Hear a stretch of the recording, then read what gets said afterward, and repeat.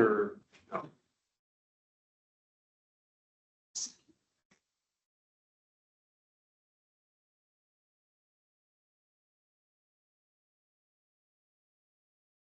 We have Kevin. Oh, okay. That's all. Okay, well, we have. Hello? Hello, we can hear you. Call the meeting to order. Perfect. Yeah, that's me. Everybody okay with the agenda? I want to make a few comments about the audit. Okay, we can do that on the additional topics. Yeah. Okay, approval of meeting minutes, October 17th, which were not recorded, but I think, okay. Make a motion to approve. Second. Yes, aye. Aye. You want to do a motion to adopt the agenda, just to confirm that? I know you guys are in agreement, but Oh, yeah, the motion to adopt. Seconds. Aye. Aye. Okay. I know. Any owner comments? No. Thank you. Okay, Kevin. We're gonna put you on the top of the list here so we can talk. I was trying to figure out this camera. Our IT department just set up a new computer for me, and this camera does not seem to be working the way they set it up. So I may be not, which you may not be able to see my face, which may not be a bad thing. But so got a face for radio. So I will go ahead and share my screen. If am I able to do that? You might be able to. Let me see. Okay. Use team. Now you can. All right. So There I we will go ahead and share that. I figure we'll start with the premium summary. That's usually the most intriguing page there.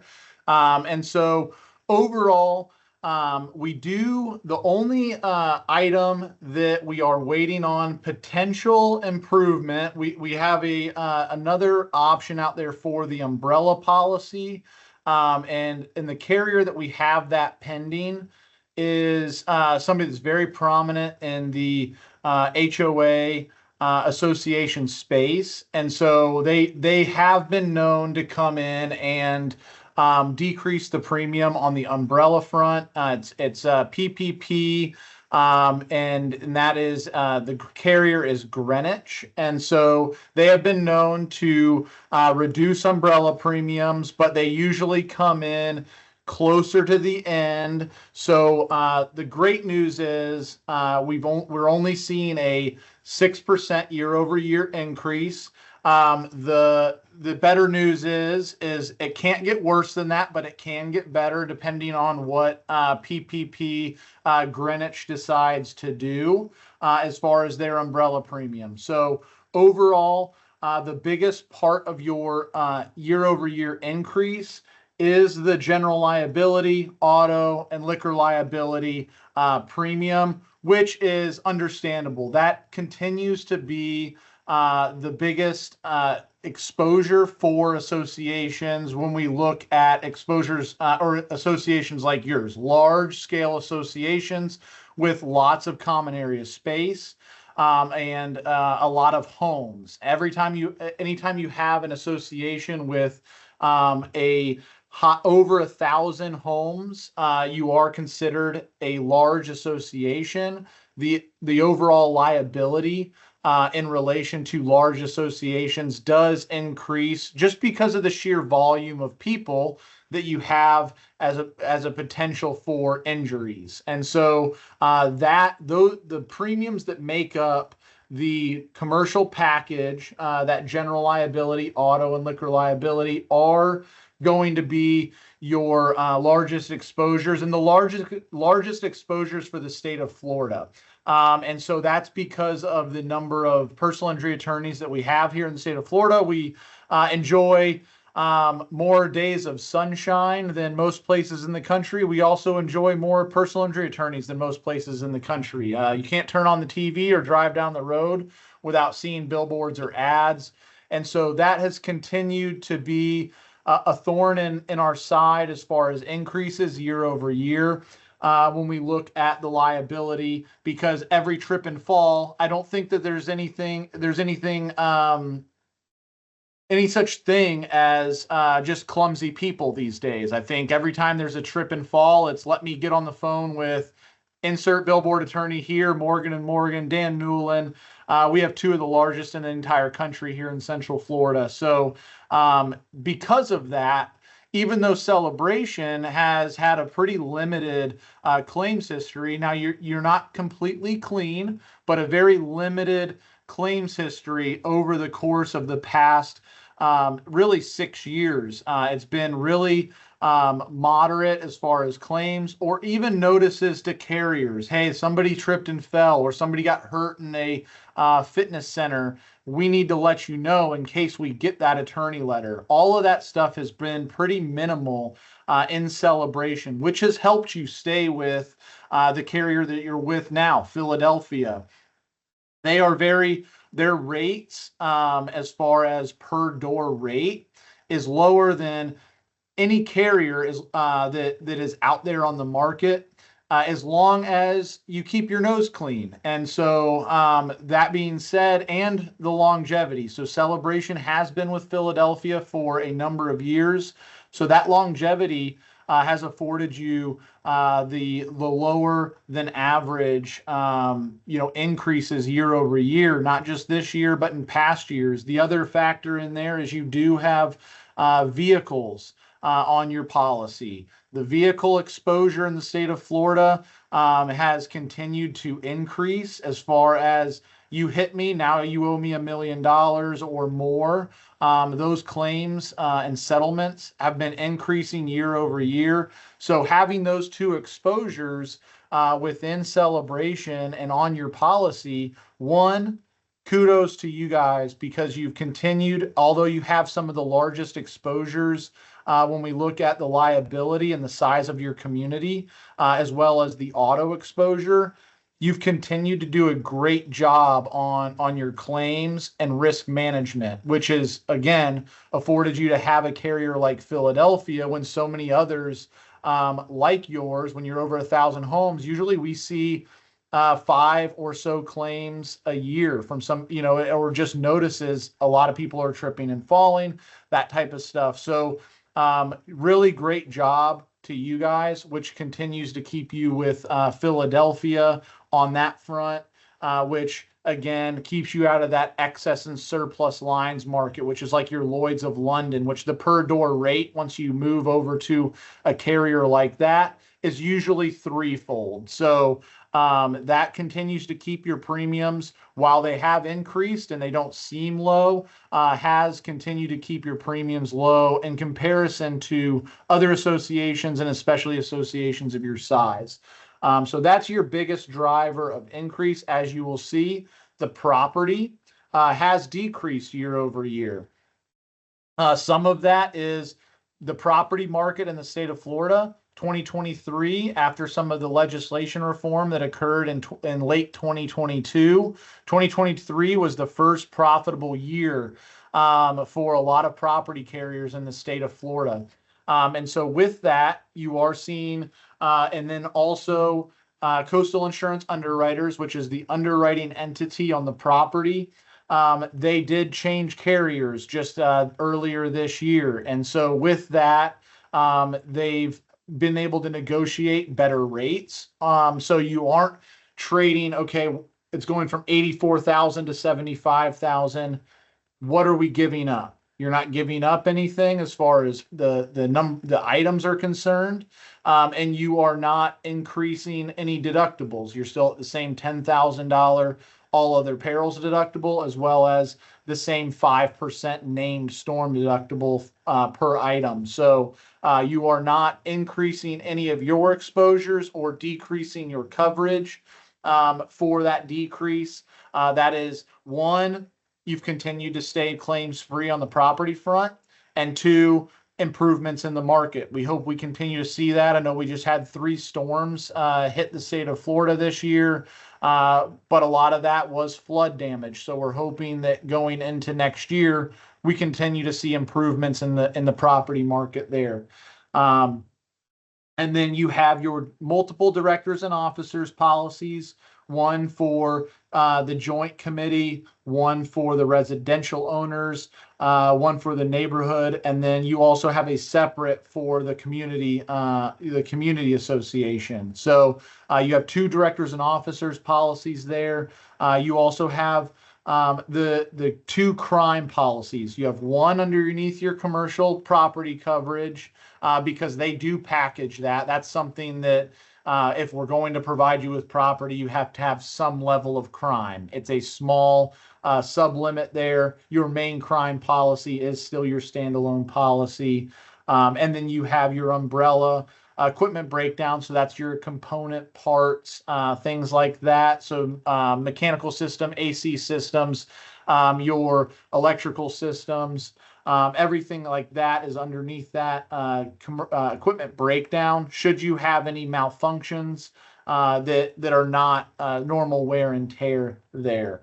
And then you have your commercial umbrella, which is going to be your excess coverage over and above that general liability, directors and officers liability, the workers' compensation coverage as well, which is for your volunteers, and also vendors. If you have vendors that supply your their certificate of insurance on Friday, they show up on Tuesday and don't have that coverage, that's what that work comp is in place for. Volunteers, committee, board members, but then also, your litigation protection for your vendors and contractors that come into the association.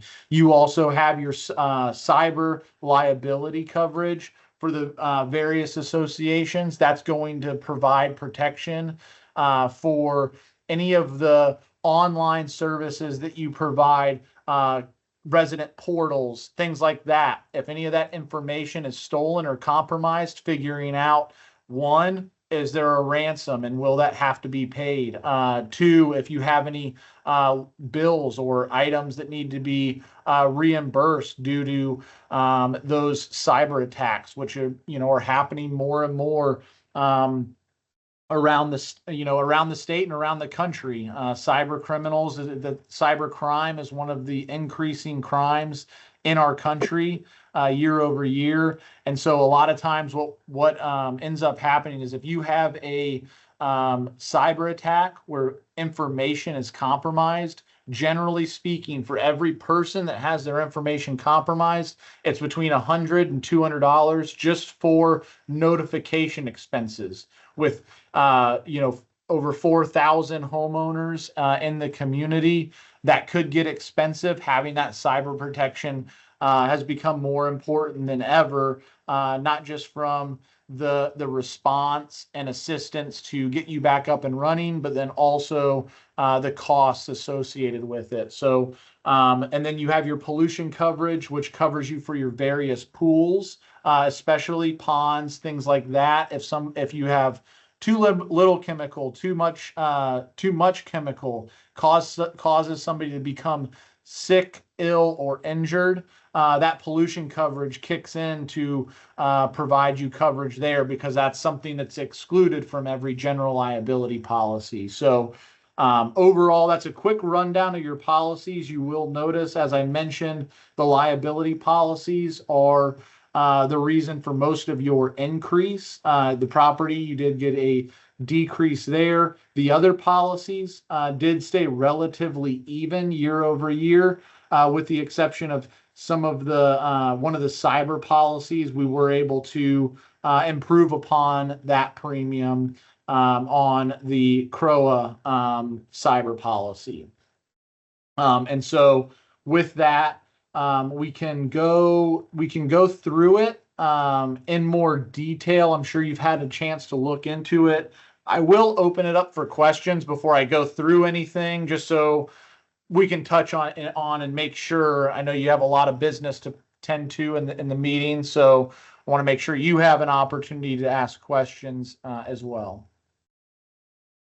This is Jim Pinot, Kevin. Actually, I was quite impressed and pleased that it's only a 6% increase. I've done a bunch of research on these kind of things just because of my history. Fortunately, like crime is going insurance is going way up in places like Denver and other places. Fortunately, it's not as bad here. I would like to ask, I believe I heard that we have filed a claim for town hall. Yes, that's correct. That's official. Are you aware of that? Kevin? Is this in reference to that the GEM vehicle? No, this would be the A51 building. The A51 building? Yeah, Okay. yeah. So just so you're aware of it. Okay. And I don't know that I will look into it. I don't know that I'm aware of it as of right now. I know that just recently we had the incident with the GEM vehicle that was sent in, and so I'm aware of that one. And so I will look into was it a slip and fall type incident? No, this is Hurricane, and I believe it's tied to Tower Hill Prime Insurance Company. Okay, so this dates back to 2 years. gotcha. Okay.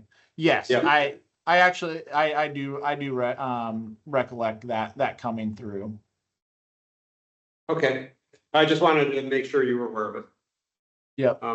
Does anybody have any other questions or? Just one real quick one, Kevin. The umbrella policy, what's the limit on the umbrella policy? So the limit on the umbrella policy, I will scroll down to that so you can see that.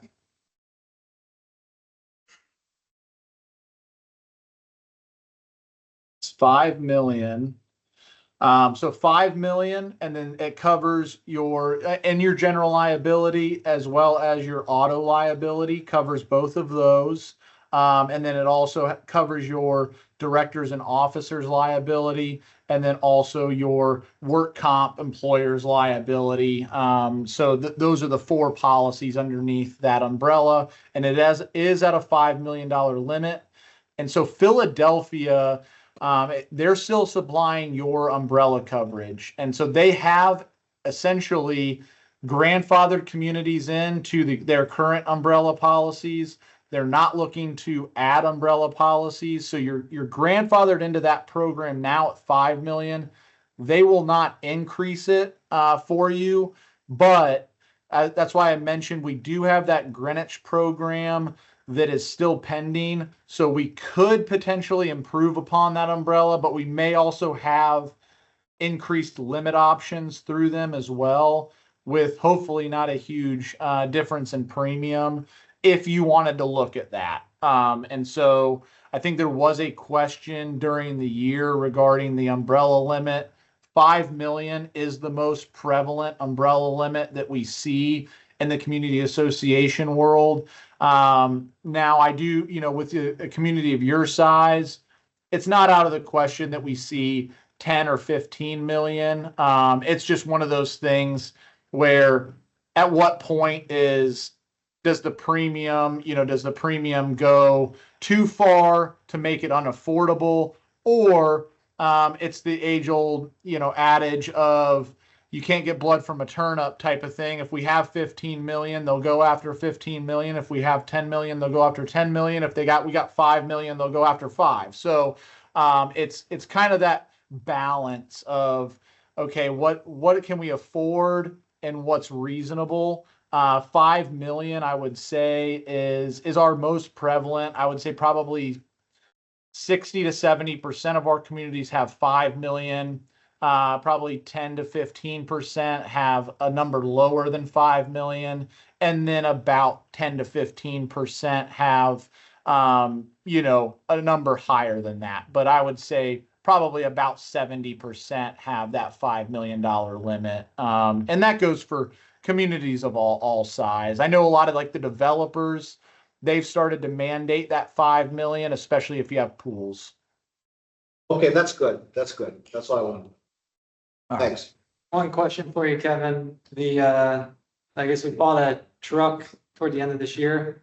Is that included in the policy? And then I know there's nothing to insure currently, but as amenity centers come on in Island Village, is that something that when they come on, they will be covered, or we'd have to extend the policy for those as well? So that we can add property by endorsement. So as you have property that needs to be added, you can add it to both the general liability and the property policy as it COs or gets turned over to the community. So we can add that to the property as it exists today. You don't have to start a new policy for that.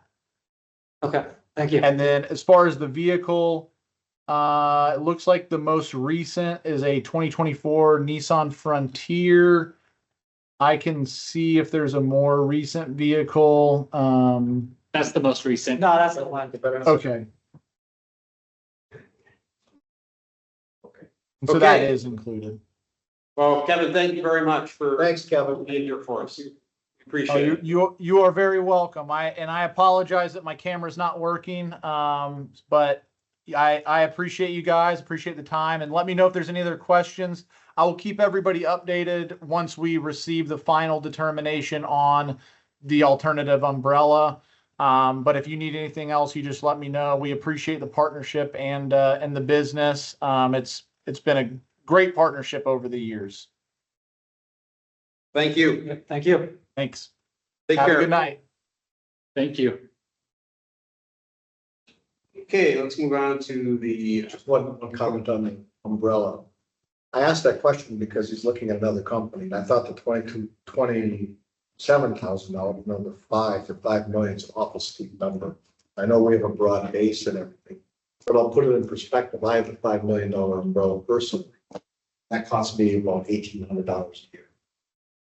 Well, I have a lot less exposure. I don't have a bunch of cars running and everything else, but that just seems like a pretty healthy number for that small of an umbrella. I've had in business and manufacturing company. It's been a lot. Yeah, and I suppose it's all about your Depends exposure. on what the exposure is. Yeah. I think that one of the things we're fortunate about here is where we are located. And that celebration, and we're not, the people who have probably $10 million coverages are like in Chicago.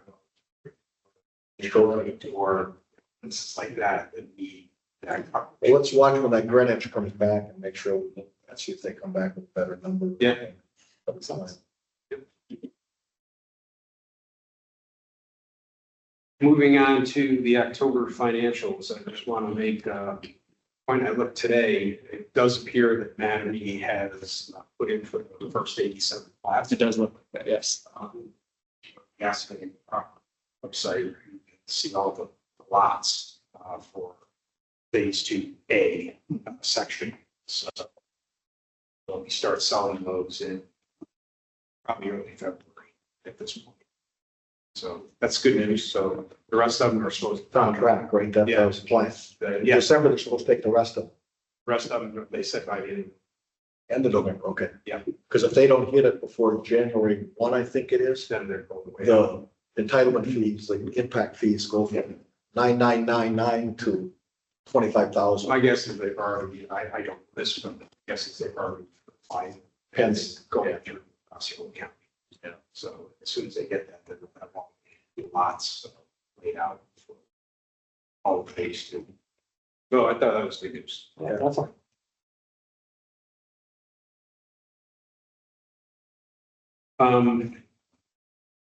I'll just make a couple comments on the financials overall.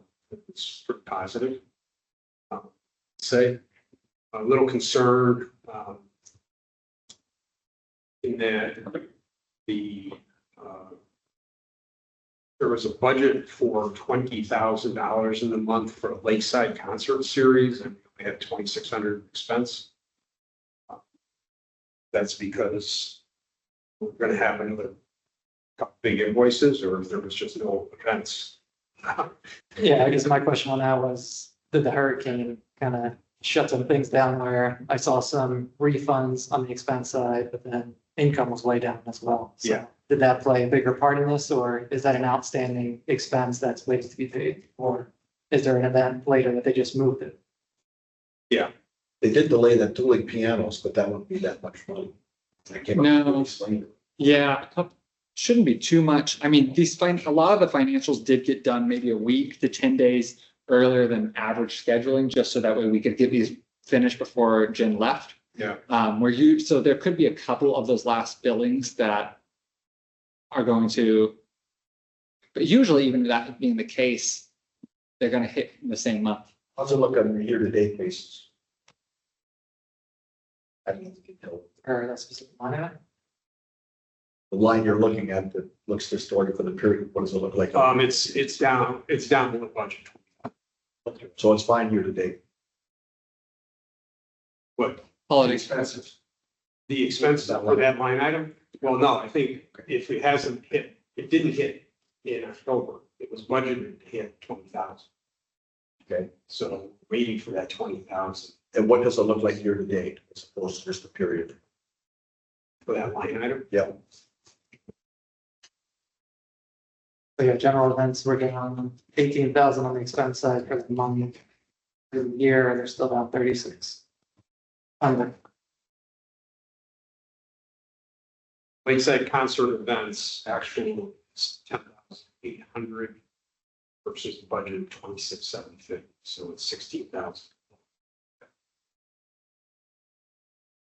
So I was just, that there may be some things that did get booked. Like water was down quite a bit. Budgeted 20,500 and it came in at 11,000. with electricity, all that stuff, so.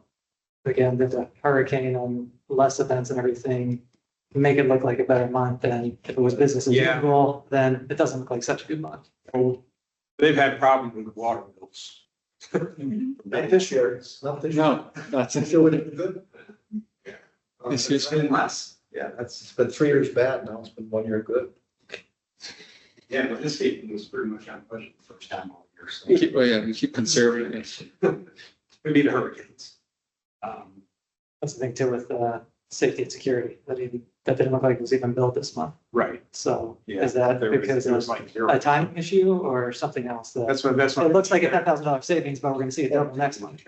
Yeah. So we'll have to follow. It's just because obviously Jen here. So follow up on safety and security, and which other items did you want a follow up on? The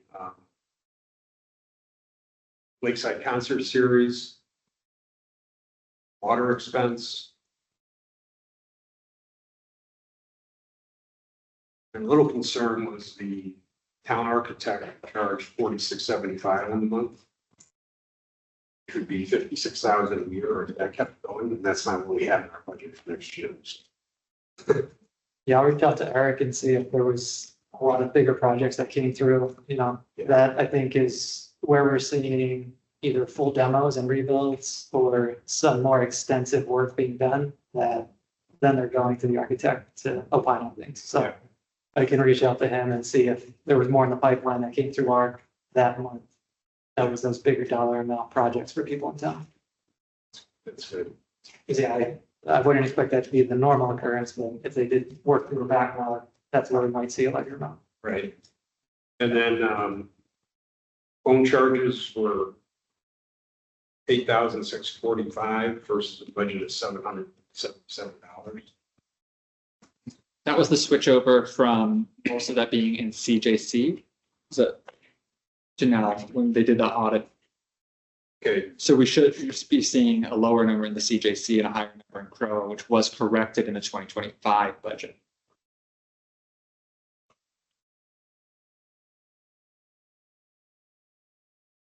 that's all I had for October. I mean. Got more minutes, but Jacob, I don't know if you're aware of this, but I think it was Spring Park had 7,000 in maintenance expenses.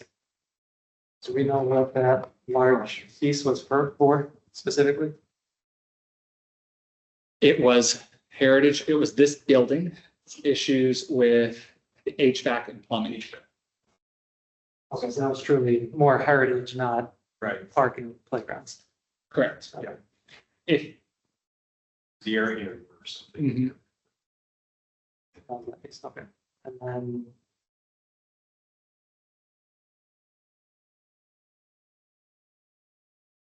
Overall, so as we close out the playground, it looks like there's 198,000 still outstanding with top line that was an October 31st expense that hasn't been paid yet. That will be paid probably first week in November. Is that the completion, and it'll hit capital, so it won't hit our operating, but Right. is that the last expense we're expected to see on the playground? To my knowledge, yes, that is. I got to double check on Diane's consulting fee. I'm almost positive that's been closed out, but that's not in to the scale. I mean, Right, yeah. 1,800 if, So that 198 is the last payment due to top line? yes, because it was being held on release of liens, which have been completed. Okay, so yeah, whatever Diana's, which should be much smaller. Yeah, those are the, I know that we only had two that were being held or on, those, they were both being held because of waiting on the release of lien to be released. And it was Diane's and Top Line. And then capital's at like 3.9, which is a better position than I was expecting to be after the playground. With 1 month to go, 2 months to go. Yeah, 4, 3. The best practice should be a post audit on, capital projects when they're done. What did we plan? How did it go? We close up the final one. We should have a summary sheet put together on capital projects. We don't really manage them projects and we just don't post audit them. We get to evaluate until we get anecdotal information and we kind of attack little bits and pieces, but that's a to-do. We should have a format that can look at capital projects holistically once they're complete relative to the budget.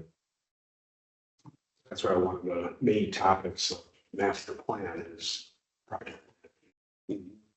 Because that is not a very positive thing. So I mean, we should have fallen down on little things like a playground. Now we're gonna be playing with more funds and bigger dollars, right? Yeah, 851. Yeah. Last comment I'll make on the review, financial review was just, I was looking at covenants income, and that's been 15,000, 20,000, 22,000 in the last 3 months. So it's, close to 60,000 right there. That's kind of Even keeping us afloat overall for a surplus for And the we year. budgeted down for next year. We're gonna miss it. We've all been a little, shocked on that. Jen was even surprised. It just. That, I mean, the consistency, I can see 1 month going up and then going back to nothing, but for 3 straight months, and who knows if it'll continue through the end of the year, it might be zero for the next 2, but that's definitely a surprise. It'll look like interest income finally. It would be really, is that in the detail as to where those things come from, where the payments come from? I can't remember. I mean, that's the fines. That's just. Yeah, I know, but I'm just curious, is it all in Island Village? Is it in some other place? I mean, it's just spread all over. A lot of that income comes from not small fines. A lot of these come from max fines being paid, $5,000 fines being paid. That's why the numbers are looking, you get 3 people that pay their their capped out $5,000 fine to wipe it off their account. And that brings that number up. There are a few, there is a fair amount of smaller, the smaller ones that are paying, $75, but it's why that number's high is because there's been a fair amount of maxed out per categories. Curious, people just say, I'm gonna pay the fine every month rather than change what they're telling me I can change. Elections have something to do with this as well, because they can't, if there's any, holds on the account, it can, affect their eligibility to vote. Okay. That might just be if they're in collections though, not if there's a final count. Which, yeah, maybe Jen can pull what's almost like the account receivables Yeah. for Yeah. covenant fees to see, is it Maybe a list. 50,000 still outstanding? Is it 500,000? Right? I mean, just to kind Yeah. of understand what's out there and what that scope is, because it's a positive for the budget, but I think a negative for the community overall that we have so many. people are willing to pay. I was gonna say, we have no control. No, I know. So It's kind of like the late fees are up too, so, you know. We got that. And with- we'll start a our campaign, covenants, communication campaign to tell people to pay your things on time. our violations are going down. Because the covenants violations overall are going down, and that's been a discussion in covenants on why are they seeing less coming through. A lot of it is the new approach of trying to be better communicative with the residents on why they receive, if they receive a letter and saying you need to do this, talking to them through it. And so we're getting a lot more actual on the front end, people remedying the situations, and they're not going to Fines. fines. Which is a positive, that's how it should be. It is, it is. If you see something, okay, we need it fixed, and then conversation get done, so. Yeah, so we're getting a lot less of that median ground. So we're getting a lot of people that are resolving it before it has to reach a point of escalation to fines. Or we're getting the ones that are completely ignoring Right. until it reaches max fines. On the balance sheet, the deferred covenant fines is $133,000. So, Yeah, and they roll into collections if they hit that. they start coming into reality. Okay, shall we move on? Sounds good. 851, update.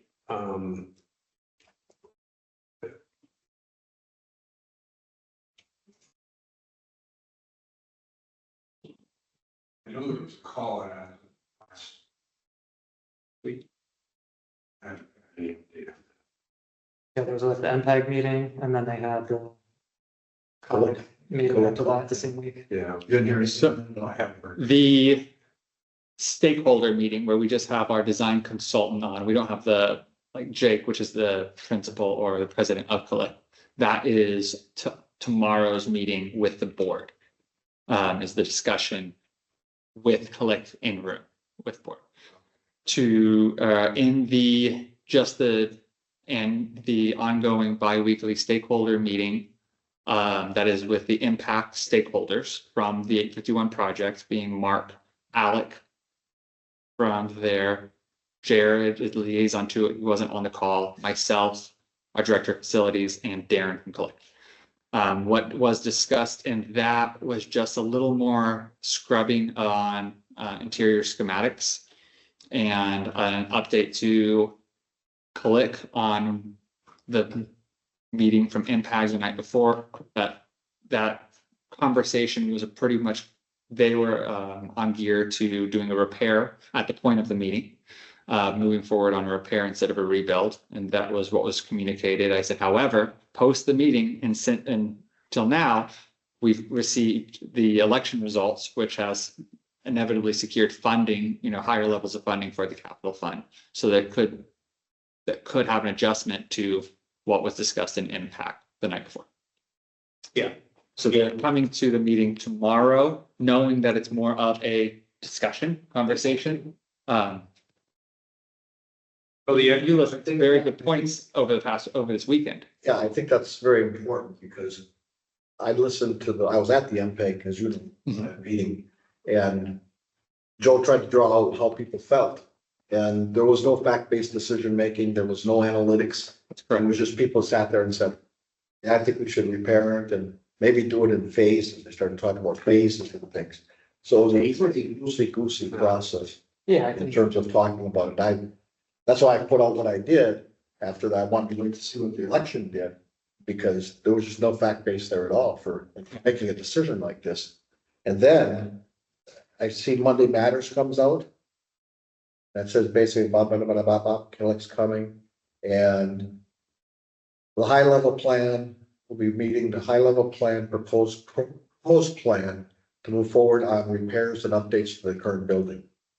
So that is what Collect has prepared. They have a regarding the scope of magnitude that was provided and the schematic that they're planning to share. I get it, but they're supposed to be holistic in looking at this and helping us if they think we should build a new tool. It should be one dimensional. And if we put this out to the community in a one dimensional way that says we're gonna repair the building. I mean, we haven't made that decision yet. I don't think there's been enough discussion or anything. So I don't know if we put that wording in Monday Matters, because we said to the community, we're gonna prepare the building.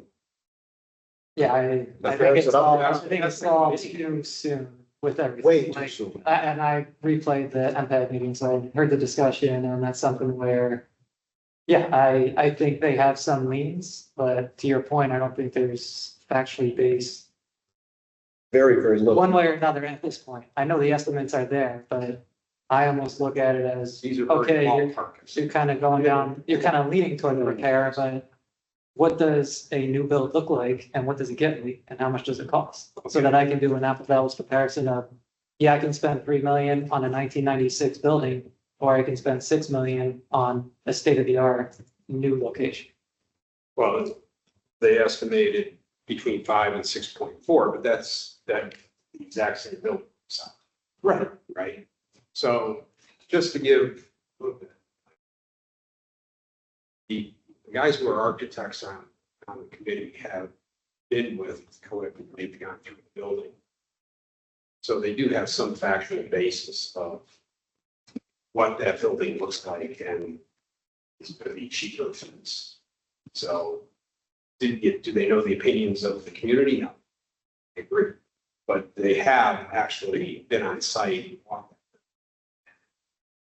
A year ago, when we did that, the whole group, 2 architect guys, project manager, they nailed probably 90% of what was in that report. That what came out with what was wrong with the building. Well, So It actually sucks. and again, they didn't, No, there is some review that was done, but taking Calyx range and telling me that's repair versus they walk the building and it's one number or it's between a couple 100,000, that's very different. And we're not there in that process. no, we're not there, but I mean, first of all, these CALIC estimates ranging from exterior repairs of $1 million to $1.7 million. Mechanical, electrical, fire alarm repairs and renovation between 515,000 and 1.2 million.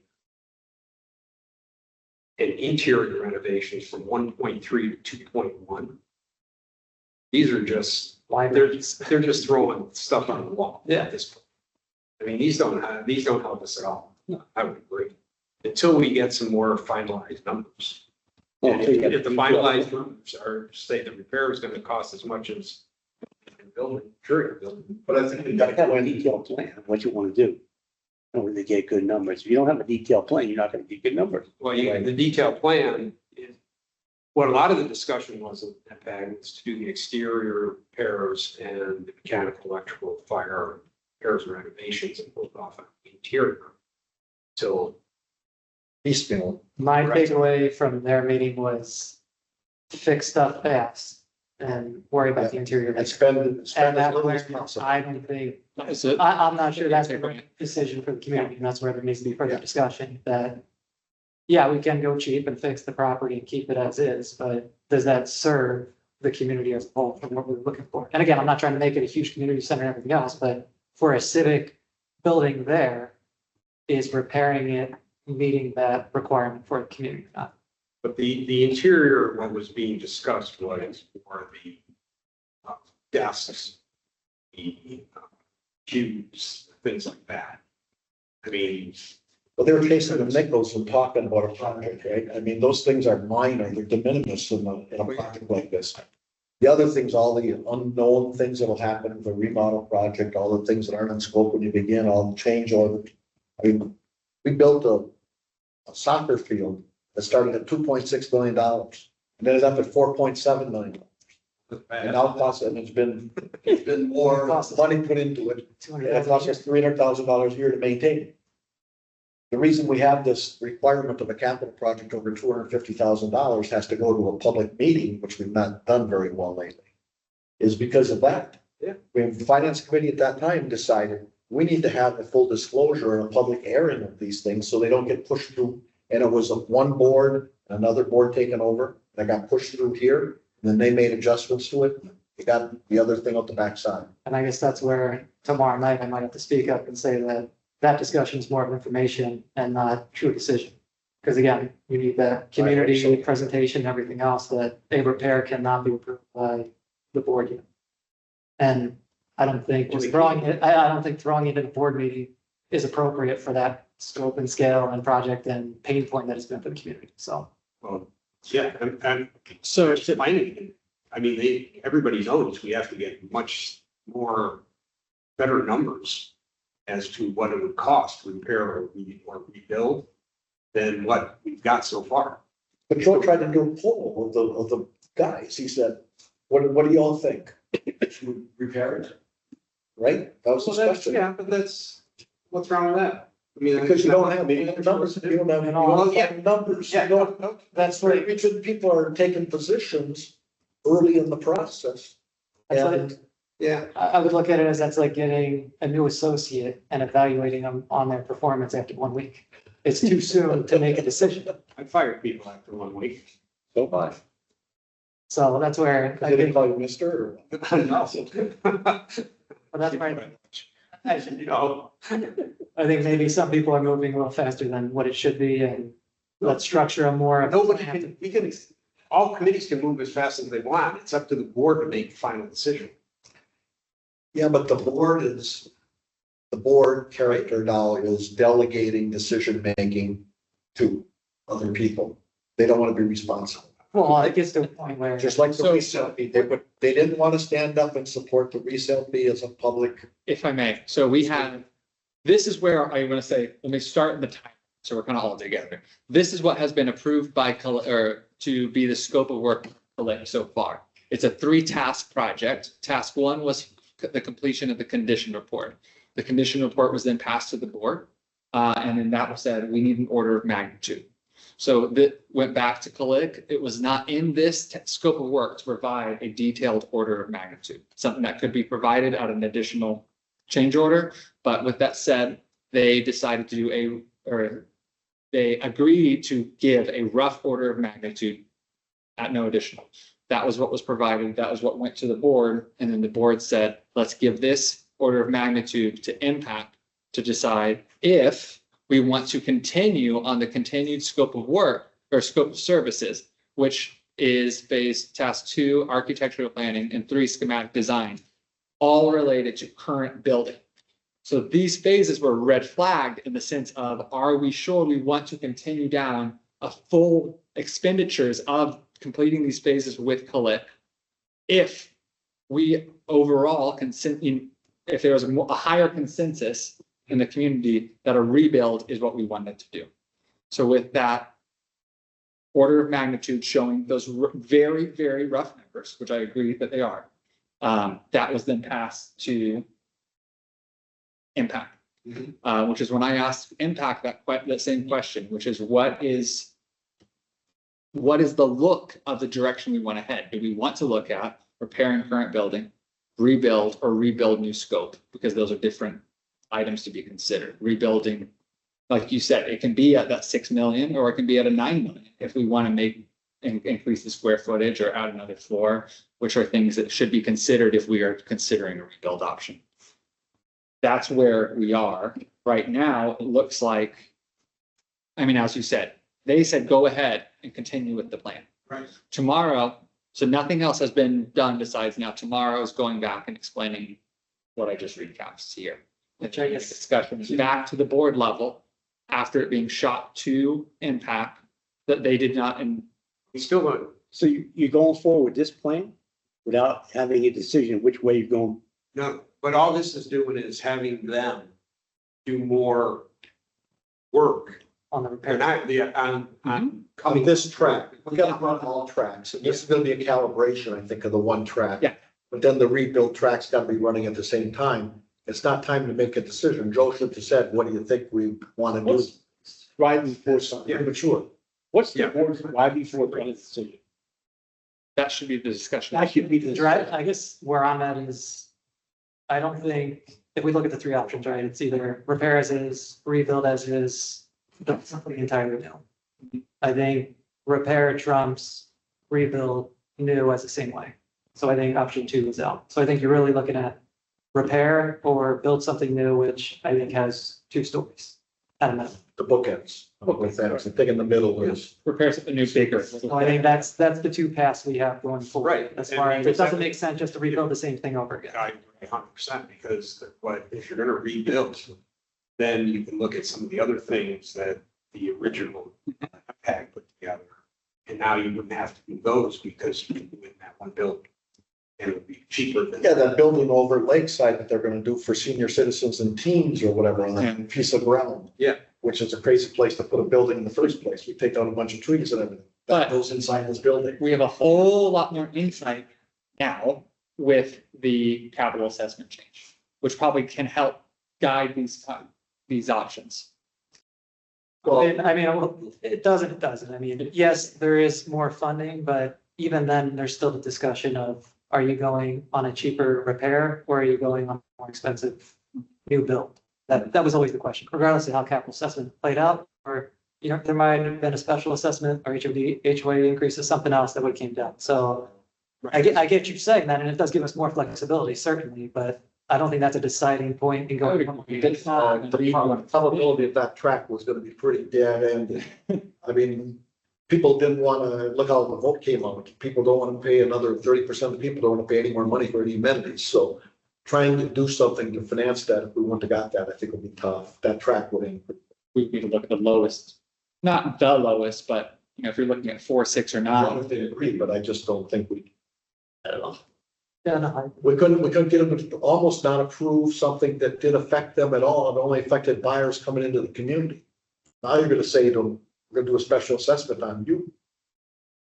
The vote would be If 10-1. if they voted against it, then that's maybe what it came to. But I think that's where, in looking at the repair path, I think we're going down that pretty quickly. But we need to put a fork here and start picking up on what a rebuild looks like. It's probably gonna be a bigger building than the current one, and it's definitely gonna be 2 stories more We'll throughout. get into the 2-story, yeah. So I think that's where that needs to get, maybe tomorrow night, that's where that starts. We need to start going down the rebuild path so that we can catch up to where the repair is at this point. Okay, let's move on. Do you want, I mean, so this will be a discussion item tomorrow. Right now, it's a discussion item that is opening up as a discussion item with no direction on it with, as far as the board. Well, the finance committee, I mean, we can't make the decision on whether it's gonna. That's correct. You cannot. I guess. So. Do you have any Your recommendations? recommendation for this finance committee would be, do you approve of a new path process moving forward of going down the repair and a rebuild together, as far as what is the scope of the rebuild and having that bid out concurrently with what the current Calic repair path is? I'm not an architect. So I'm a finance guy, right? So how am I supposed to make a decision as to whether they go down one path or 2 paths? I guess you can look at it as, if doing what we're trying to accomplish on new is 10 or 12 million, here's the repair is 3 million. I don't Does that know help your finance case as far as which way you went? I don't know that. Oh, no, it'll be significant difference. Don't you know? What don't you know? How much a 2-story building is gonna cost. Shouldn't you find out? $500 a square foot. You're close. $500 a square foot. I think it'd be 700. But shouldn't we find out so Yeah. that, that's the finance committee, you can make that. 2 stories, 750. Your accuracy on a rebuild is gonna be 100 times more accurate than on a repair. I mean, 100 times better. The variabilities of the change orders and everything you're gonna have on a repair job there are gonna be, look, I've been through this. Well, so have I, but I have the same issues you have. So that's all I gotta say. On repairs? Yeah. Okay. Anyway, So I guess that, you don't need to have a recommendation, just, there's not enough information for the finance committee We to need apply. more information. Everybody needs more information. That's fine, that's a stance too. I think the message is, let's all keep open minds and keep exploring at least a dual path. Not just start to lock in on one and try to force a solution. Let's be analytical about it, collect the information and then make a fact-based decision. 100%. Okay. Okay. Moving on. Reserve study. So I didn't add this, but you did, right? Yeah, we gotta talk about our 2025 numbers. Right. The reserve study shows, I don't have it with me, 2.5. 2,570,630. So I know we're not gonna spend that. But we only. So we have- need to come up with the right number to get that in there, to get the reserve study rebalanced to see how we come out. Otherwise, we're short if we leave that the way it is, I think. Well, I think there's $720,000 for the 851 building in that 2025. It was, I did the math yesterday, it was like 9.1 with an odd furniture, What, 910,000? yeah, 910,000, sorry. And, with an oddity that has like $80,000 for interior furnishings in 2027. So really, if you add, which I'm like, I don't know what we would do with that money in 3 years after moving in. So if you were to escalate it in line with the rest, it's just at within like $15,000 a million. If you were to use everything that is budgeted for that building, it's at $1 million, just short of $1 million. I took big chunks and got the 700, so. Yeah. So I don't know what we do. Do we just sit on it and wait and see where the building comes out and I what? don't think you have a choice. We gotta wait on it. Because that chunk will come out. So Maybe we could get a model that looks at it with a chunk of that out for 2025. It would look like if we pull all the 851 from 20. it'll be I mean, just $910,000 less in expenditures for the year.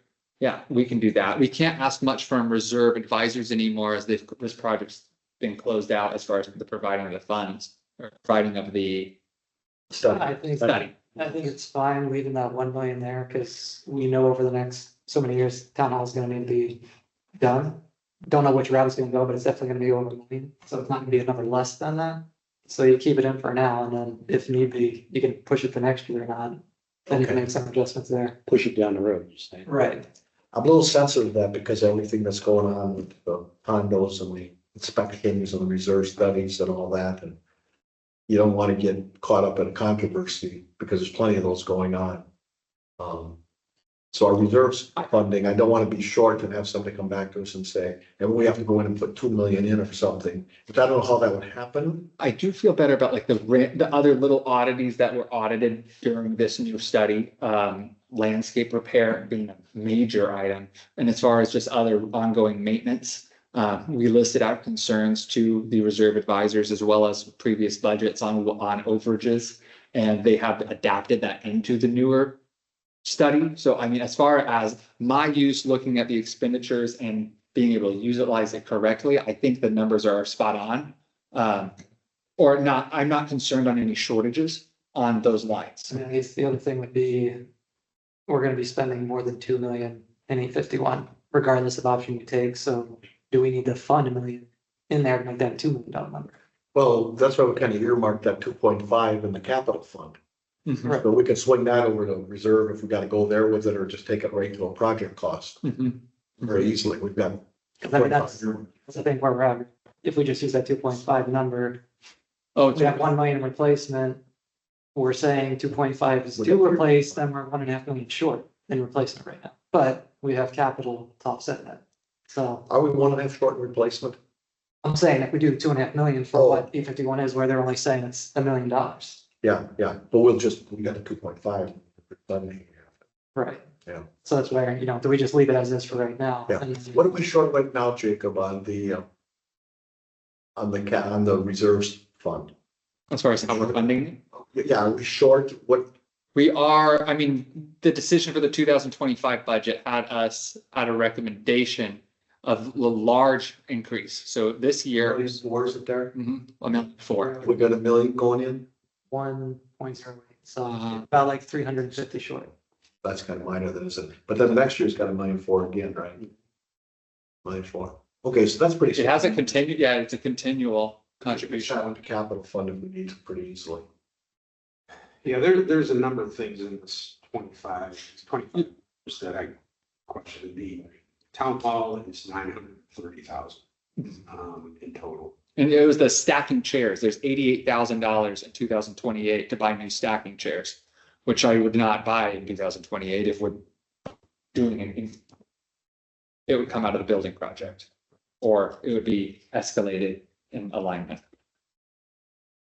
We've got to accept that 2025 at 2.5 million expenditures. We've never spent 2.5 ever. And the rest of the years are all in the 1.5 million range. I- 1.5 million. Yeah, So I mean, that's a bubble. That's an anomaly there. And it's driven by the 900 Jim said, and 851. With these drivers. So that's the variable. So we just leave it the way it is, right? yeah, their funding plan does not have that. It just has an increase on contribution year after year at the 2.7% based off of the 1.4 mil, or 1.4. It's 1.2, 1.2. Your- say one baseline. Yeah, I mean, like you said, if you, it depends on, if you don't take the $1 million out for 851, that definitely was going to affect this, because you're going to be sitting, it's not going to take your 2 million at now down to 920,000. So our storyline is, yes, we're a little short in that year, but we're going to wait to see how the 851 building comes out because we have 900,000 in there. And if, yeah, and if If you you, take that out, and we do something different, then we're right in line. Yeah, if you do new and you happen to take out a loan, that's gonna cover a lot of That's a- expense and That's then, not a different. so there's a lot of variables. So, I mean, Yeah. As an example, we've got 287,000 even just for the Lakeside.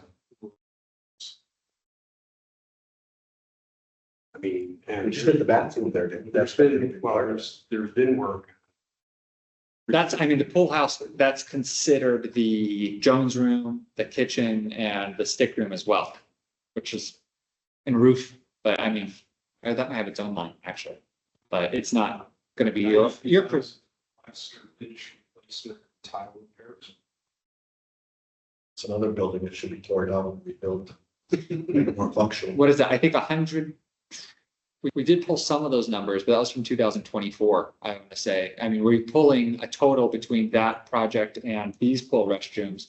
I think it's 119 or 183, like, out of reserves, and the opposite number out of capital for the current restroom renovation project. We need just, I think it's 120 replacement, 180. Thank you. we're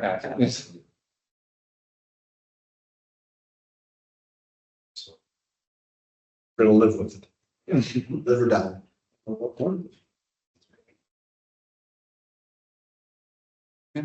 Okay, well, we talked about resale fee votes, so I think we need to. I have one question, and then it's coming from the community, quite a few people I talked to. And that they want to know when it's effective. 45 days from the announcement, it's December 28th, I want to say. Okay. So I've been saying, I think it's probably the date that passed. I'm gonna say we have a negative effect at the first of the year.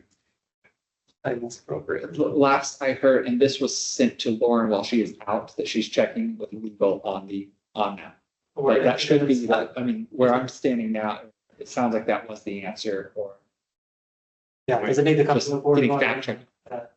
Yeah, the whole intention was to get it in for the first of the year. That's when it goes into effect, Yes, so. which really, it sounds like it's going to be, it might be 3 days before.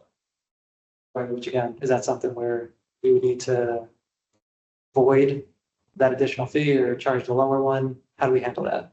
If we change the charter, but there was no implication that those 3 days should count. We can look into it. I think you don't have that flexibility as this went to a community vote on a charter change to change the. 45.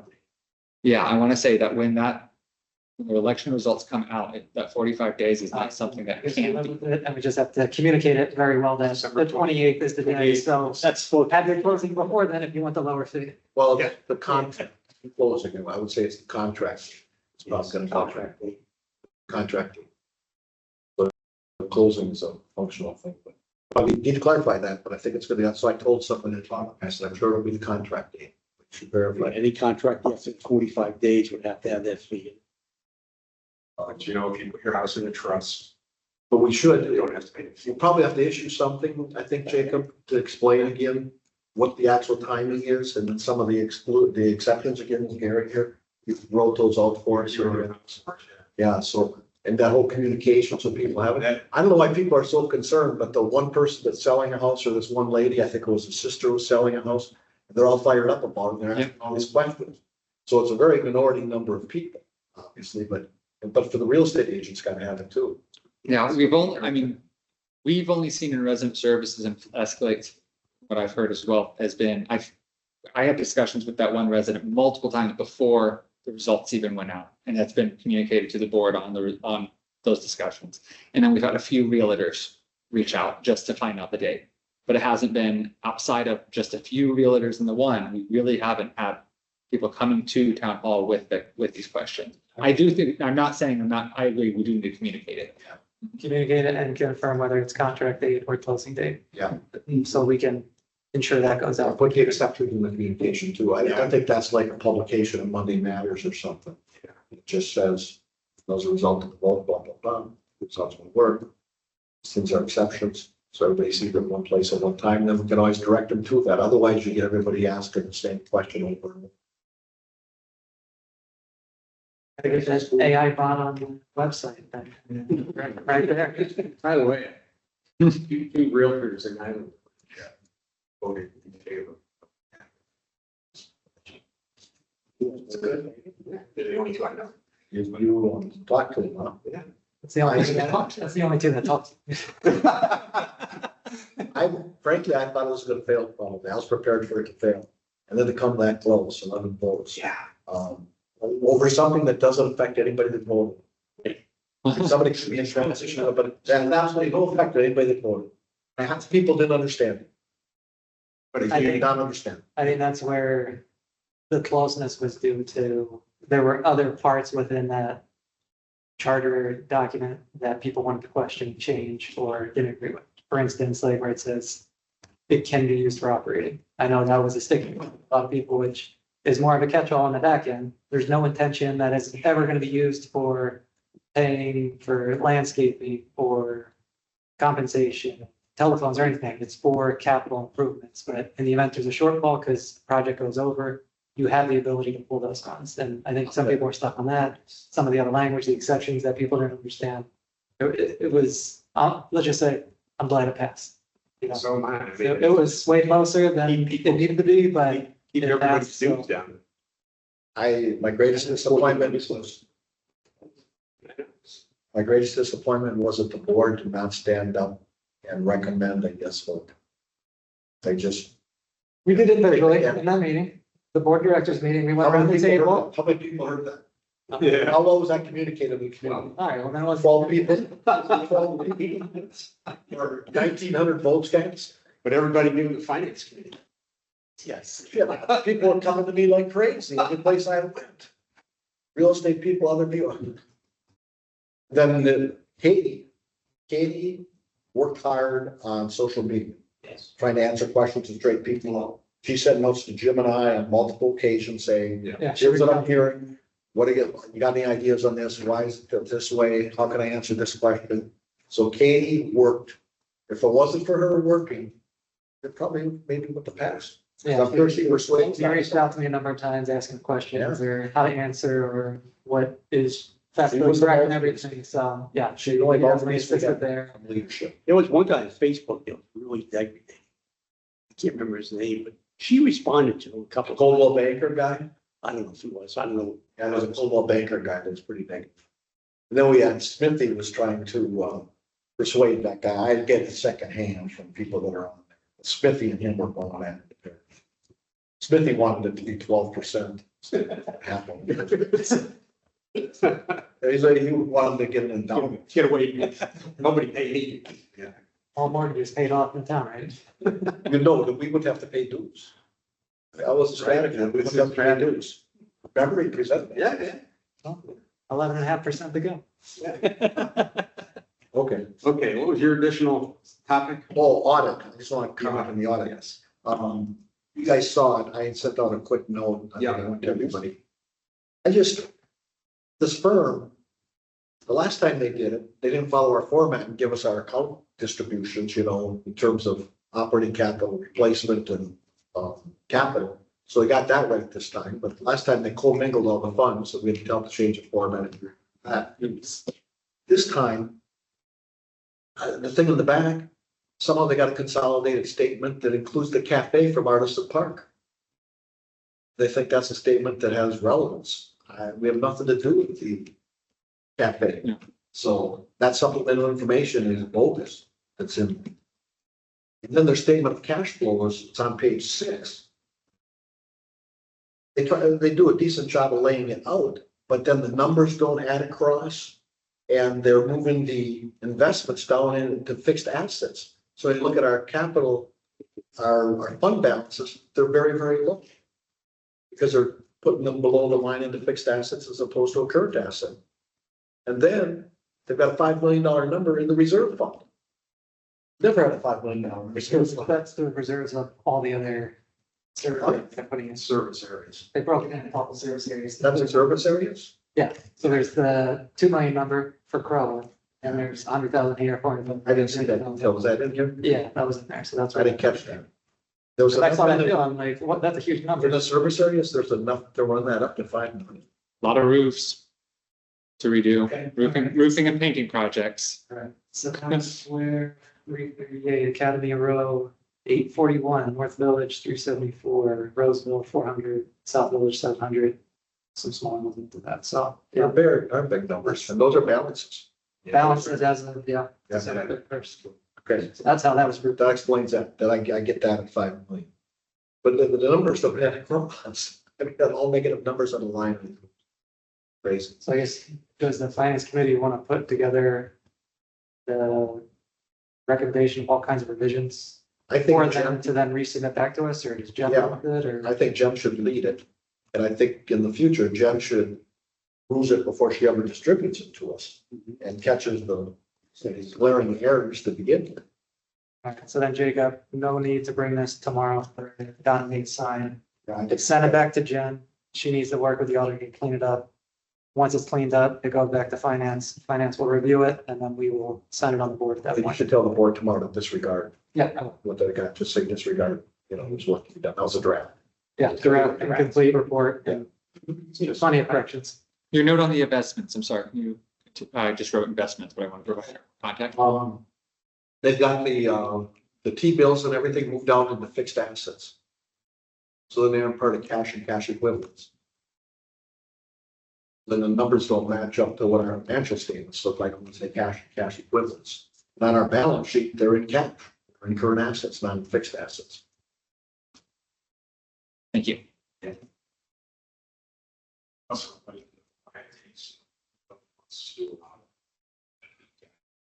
I tell you, I've struggled with audit. Oh, companies what my was it entire life. approved in April? March? But still, 6 months is a lot. We should revisit, but they were supposed to deliver in July, weren't they? Yeah. Wasn't that the date Yeah. in our contract? Yeah. We should revisit that, Jacob. Because I think by contract, they're supposed to deliver mid-July, final audit report. They were blaming Artisan Park. They were blaming Artisan Park for not getting the. That was last year, was that this year? That was last year. It's a park for feet. I don't know what that's going to be this, yeah. Arsenal Park was blamed for it last year. They weren't cooperating. Even Jen said that. You were there.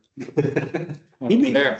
Hey, they had a different finance manager under a different branch of a different company, but now it's all real managed. Yeah, that was Evergreen.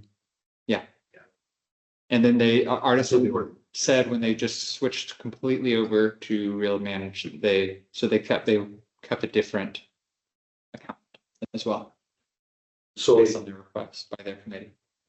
two things also that are in there under the internal control. And that's a hot button for me because that's just, when someone talks about internal controls, you want it to be squeaky clean. And we've got a problem with stale checks again. I think if you go back to last year, you're going to find we had a problem with stale checks. So that's as simple as making sure the checks that were issued got cashed, or they didn't get cashed, or they should cancel, and the check issued. But we've got a mess there again, apparently. It's called up in the internal controls. And the other one was the adjusting journal entries. As I was hoping Tina would be here, so I think that's her area of expertise. Maybe you know, Jim, but it seems to me like there is a tremendous amount of adjusting journal entries. There's a problem with quantity and timing, apparently. A lot of this, again, with service areas. They weren't the last time, but they are this time. Yeah. Yeah, so we kind of went into a new area. I don't know why that is. I mean, Yeah. there's tons of little ones. Which I guess is that something that you as a committee want to see from Jen as far as monthly adjustments? Right, like what the heck are you actually doing? Is it that you're booking something to try to make it to your report and then you gotta fix it after, or is she It doing would be something more else? understanding why this year there are so many for the service committees. Are they short on staff and they're not really following the service committees as far as? Or how the change orders and other stuff? Yeah, yeah. So I think our next meeting will just go through the audit and some of these internal control comments and ask her. Ask her. to give an explanation. There was some additional, record additional AP found as of December 31st, 2023. There's all kinds of reasons, but a lot of service areas. 3,000, 10,000. The covenant fees had a reclass from liability to an asset, $75,000. The previous year. I don't know. The reclass for presentation The presentation. was cosmetic. It's not gap, it's just a cosmetic entry again. Her presentation, that's what it says. on it. We don't need an artistic. Yeah, we did. I think, Just You know, audits.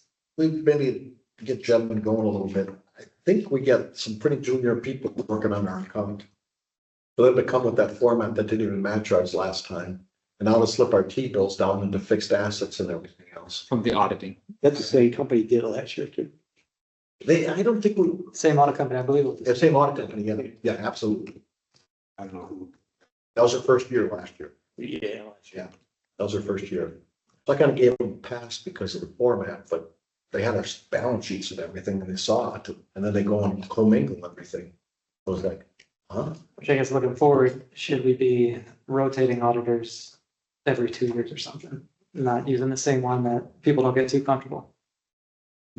I don't know how many auditing firms really know how to audit a homeowner association. So you might not have the option. So There's plenty. We just do, I'm on the CDD audit committee and we just re-upped with the same firm. And this will be their second cycle. So they've probably been there for 6 or 7 years now. They're a good firm and they do a good job. We don't have a problem with them at all. They have a real robust. Same partners in charge. Yeah, there is a partner in charge. And we don't ever see the junior people. I think the hierarchy in this firm, there's a lot of junior people. And there were 3 or 4 people that pitched us. And I don't think those people even look at ours other than have their name stamped at the bottom of it. And that's problematic. We'll have to find the problems ourselves. in your experience, is there a format you like better there than what we received that maybe? Oh, you got us government accounting. You don't even want to get You don't want to go. fund account. You don't even want to go there. That is like Japanese. You wouldn't believe it, the fund accounting. And everything has a variation and every page could be, something could be included or not included, and you got to understand the lingo. It's strange. Just looking at it in personal experience, not for you guys, is there a specific format that you'd want to see? I mean, yeah, they put all the pieces in there, but as far as the presentation. As far as the audit goes. Yeah. No. Who looks at it anyway? Well, it's as long as it follows our P&L, which it does, if they get it cleaned up. But then to put that exhibit in the supplementary information and roll in the cafe and everything else. Yeah. That was just like freelance. No, I think we should, before we sign. And for this year, we have to meet with them. Oh, yeah. Go through this and talk to them about them. Because I think that's more important. Okay. So. But I mean, honestly, when you get an audited statement in November the following year, who's looking at it? I understand that, but just timeliness is one issue, but that presentation of the information is another. Don't discount the audit though. If we have an attack, let's say we have a problem in the community and there's some kind of financial irregularity or whatever. And there's pitchforks at the gate and everything else and people are pissing on fit. We gotta be able to come out and show audits and folks are stopping and we've got oversight. So we've gotta make sure that even though nobody looks at it, when you need it. You still have to have an audit. It still has to be done. Yeah, it's got to. It should be done by June. Exactly. It's not that complicated. Okay, moving on. like we, as far as the investments, there's one maturity date of 11/29, which is 384,000. Everything else is.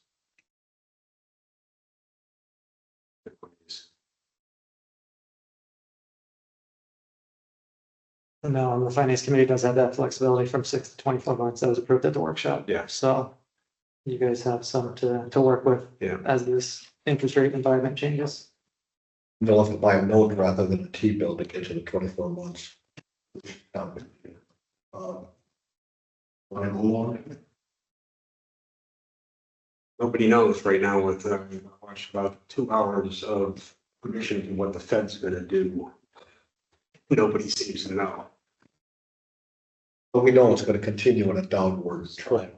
Some people are saying they might, because of politics, they may actually increase it in December. I think that's gonna That's happen. what some people are saying. Yeah, I think if anything, keep it the same. I don't think they'll increase it. Yeah. Based on the job report that came in. and Yeah. How much they've increased in the whole year. I don't see an increase coming, but I would think they probably hold it through the end of the year and then. Maybe 4 basis decrease next year if things continue to decline. That's my kind of view of this situation. But yeah, they're, based on the new political environment and inflationary stances of, who knows, I mean, at least the taxes should be extended for what the current rates are, so that's positive. Anything else that the administration may do that could swing things around differently, but Yeah. too soon to tell anything of that. So, I don't know, it's not big money to go after a few more months, but it's probably good to stay conservative. But if we did chase some longer terms and rates sudden up, we could just redeem those, take the penalty on those and reinvest, rise it back up. So there's a way to, you're not locked in, you can escape, right? But you need a hell of a spike to make it a decision. I think what we should do is, like when anything is gonna,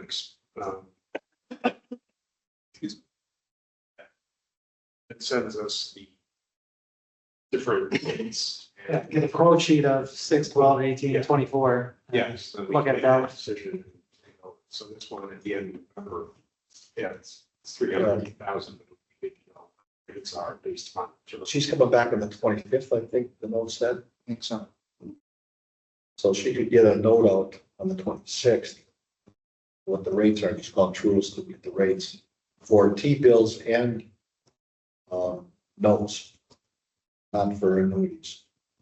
No annuities. Never make these. Never. Most thing ever invented.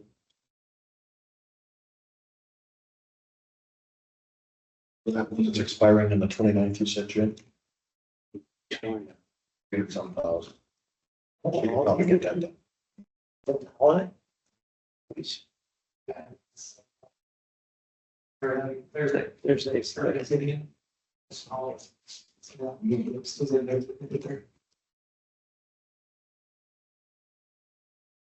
Well, So there probably won't be pricing on that. so if it happens the next week, this one will just expire and then we'll just have a little bit of a gap and then we'll just go be in known anyway. Well, Friday it should be open. Friday, should be Yes. Okay. 30.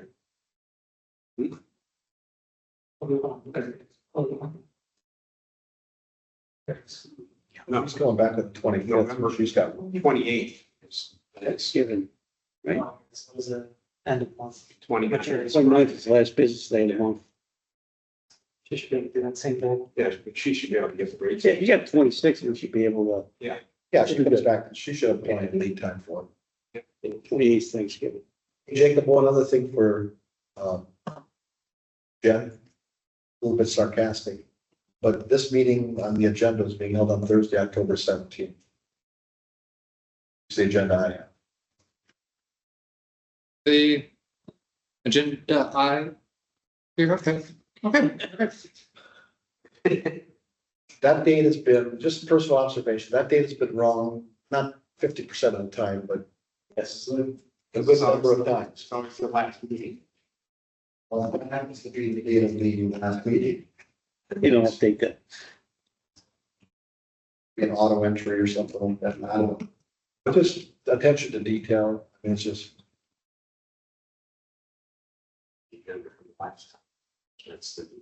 Forgets.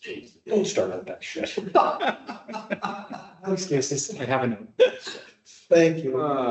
It's not sarcastic, it's constructive. Okay, so why do we do the capital fund for the next 3 years on the agenda? We don't know what we're doing with each if you want. Guess I should have made a comment about that. Yeah, we should table it. I think we're just talking about it, you know, we've got the master plan, we got the 851, then we've got the master plan, phase one.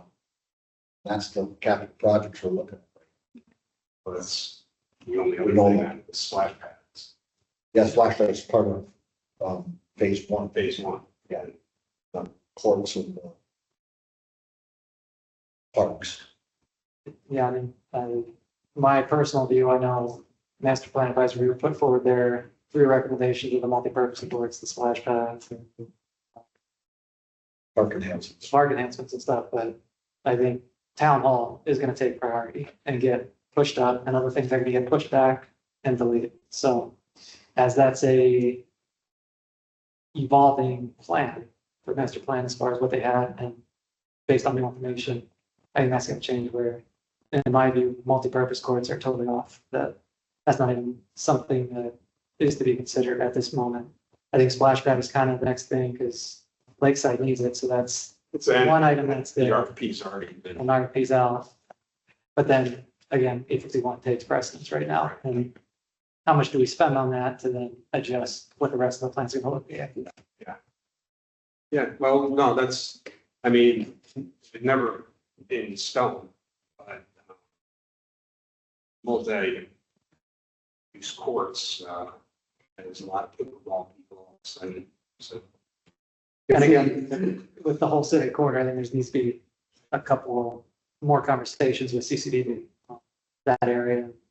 They have their structure out there and what the future is gonna look like, so with anything in the civic corridor, that's further down the line, not just the lot B project. What does CCD do? You have to worry about. I mean, whatever we're gonna do with 851 is gonna impact whatever the community center, if it's going out in the civic corridor, if that's not even gonna be a thing anymore, I thought they- you know. Didn't they fire the next height? They're not using them anymore. Right, but just because they're stopping one process doesn't mean that civic corridor is just, now we're looking at the 2 lots we have and what we do with it. We still need to continue to take a holistic approach within the community. What the civic corridor should be, what that final look should be.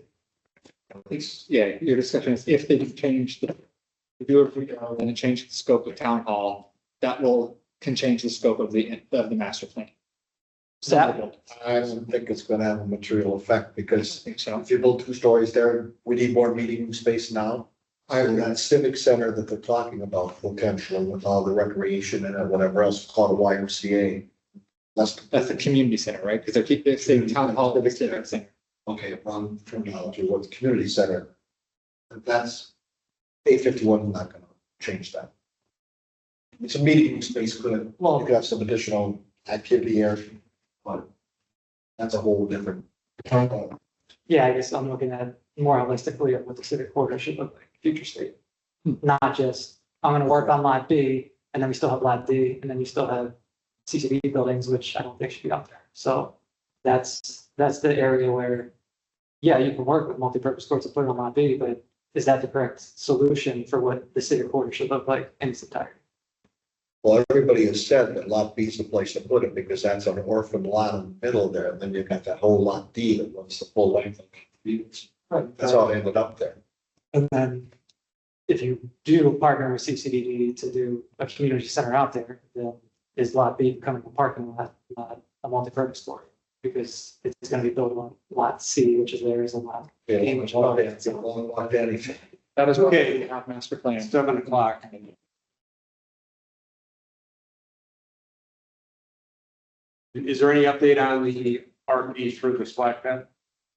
They're working on redoing or reissuing the RFP, but we're taking a very collaborative approach, I'll say, on that.